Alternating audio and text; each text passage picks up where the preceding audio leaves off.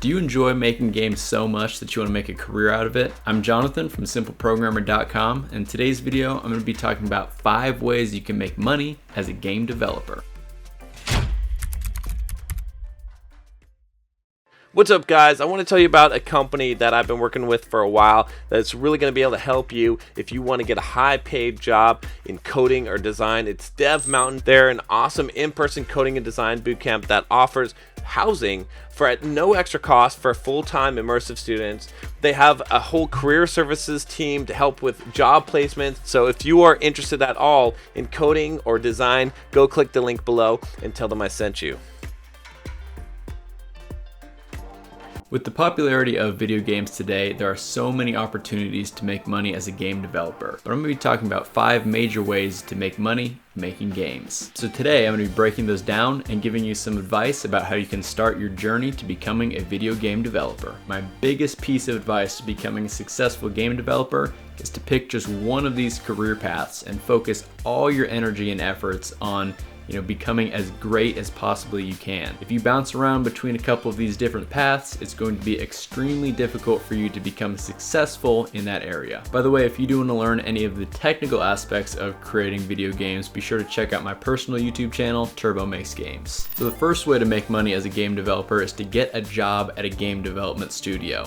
Now within here you have a couple different options. You of course can go for a larger studio, a smaller studio, or pretty much anything in between. For a larger studio, these are places like Bethesda, Rockstar, Electronic Arts, and typically these teams who are creating games are going to be hundreds and hundreds of people big. So to get a job at one of these companies, it's best to specialize in a very specific area of game development.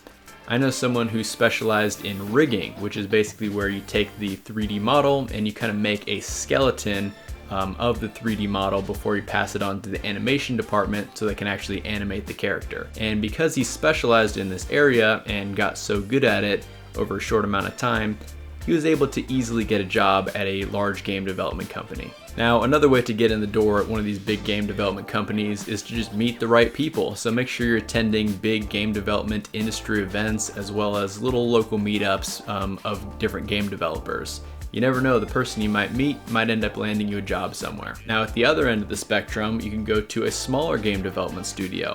And these smaller studios are often maybe 5 or 6 people or even about 10 to 15. And because these studios are much smaller, you want to have a broader and more well-rounded skill set. You really need to understand the whole pipeline of creating a game from beginning to end. And you really need to understand how all the different teams interact because you're going to be interacting with a bunch of different people doing a bunch of different things. Again, meetups are really important for just meeting the right people to get a job at a smaller game development studio. Now, if there aren't very many game development studios in your area, it can be difficult to land a job at a company like that.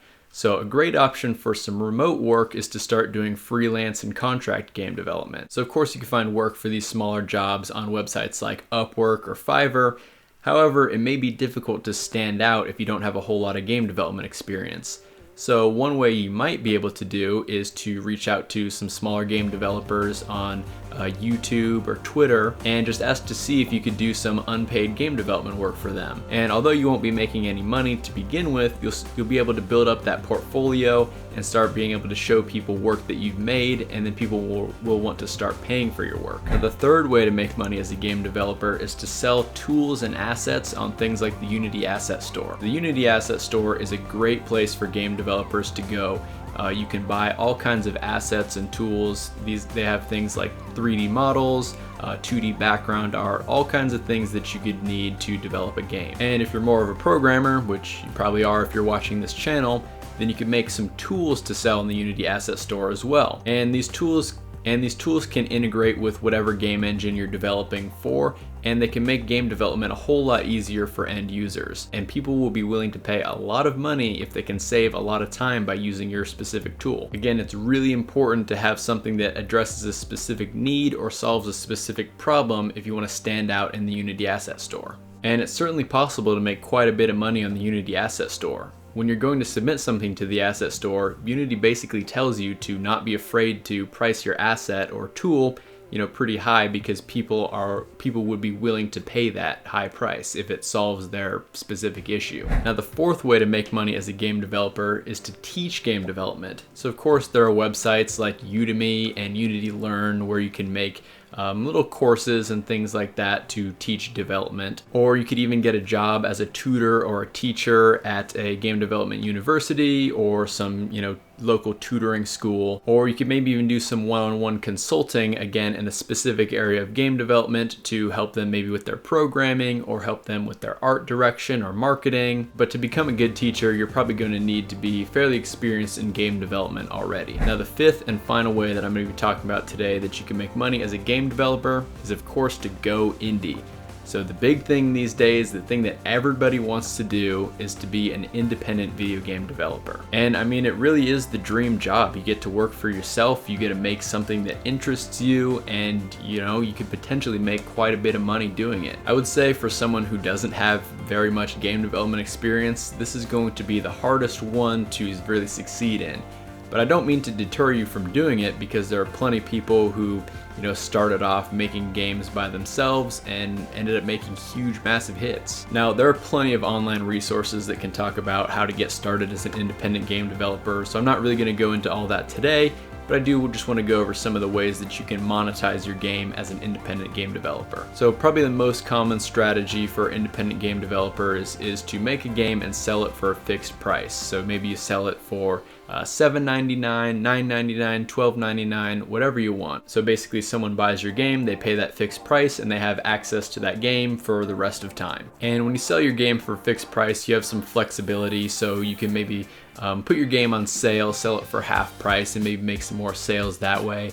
You can also do DLC, which is downloadable content. So this is extra content that you maybe make for your game. So maybe you add in some more levels, or you add in some cosmetic items like different player skins or something like that. Now, another great monetization strategy for independent game developers is to make a free-to-play game. So free-to-play games are very common on mobile platforms, but you do see them on consoles or PC as well.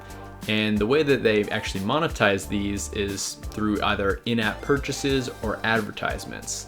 So for advertisements, it's going to be pretty difficult for you as a beginner to make a whole lot of money with, because you need a large install base in order to get all those ad views where you can actually make some significant revenue. Now with in-app purchases, this can be very similar to downloadable content. So you can sell cosmetic items like player skins, or you can even sell extra levels to your game. Another way you can monetize your game is through a subscription model. Now, again, this would be pretty difficult to pull off for a beginner, because you basically need to get someone to sign up for your game that they're going to be paying like a monthly recurring fee on. And the reason I say that's difficult, especially for a beginner, is because you essentially need to be consistently selling your game. You need to be giving everyone a reason to come back and purchase the subscription for an extra $5 a month or whatever you have it. And the last major way to make money as an independent game developer is through sponsorships. Now, sponsorships are going to be pretty difficult to pull off if you don't have much of an audience, and depending on the deal, they might pay you at a fixed price or a variable price depending on how many people play your game. So anyways, those are my 5 ways to make money as a game developer. Let me know in the comments section below which way you think is the best and which way you'd like to pursue. But if you did find this video helpful, make sure you leave it a like. Also, feel free to subscribe to the channel for lots more awesome, simple programmer content. Once again, if you do want to learn any of the technical aspects of game development, be sure to check out my personal YouTube channel at Turbo Makes Games. But I hope you have a fantastic rest of your day, and I'll see you in the next one.